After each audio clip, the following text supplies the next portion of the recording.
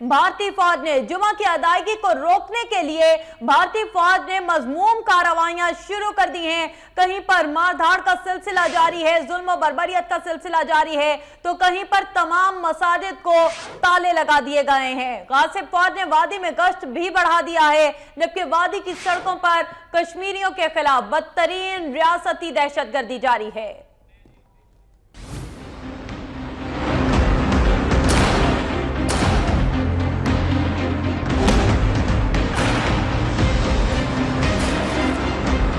مقبوضہ جموں و کشمیر میں ظلم و بربریت کا سلسلہ جاری ہے۔ ہر گزرتا دن کشمیریوں کے لیے اذیتناک ثابت ہو رہا ہے۔ بھارت نے مقبوضہ وادی میں مسلمانوں کی مذہبی آزادی سلب کر رکھی ہے۔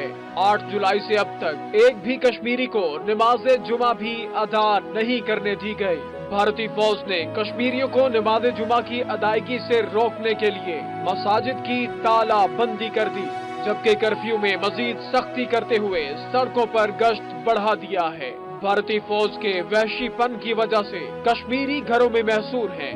مظلوم کشمیری جب ظلم کے خلاف سڑکوں پر آئے تو انہیں بدترین ریاستی دہشت گردی کا نشانہ بنایا گیا۔ سری نگر، شوپیاں، پلوامہ، اسلام آباد، سوپور، کپواڑہ سمیت کئی مقامات پر بھارتی فوج اور کشمیری مظاہرین پہ جھڑپیں ہوئی۔ مقبوضہ وادی میں راتوں کو کی جانے والی کارروائیاں کشمیریوں کے لیے اذیتناک بننے لگی۔ آزادی! آزادی! آزادی! آزادی! بھارتی فوجی دہشت گرد چادر اور چار دیواری کے تقدس کو پامال کرتے ہوئے گھروں میں داخل ہو کر نوجوانوں کو گرفتار اور خواتین کو تشدد کا نشانہ بنا رہے ہیں۔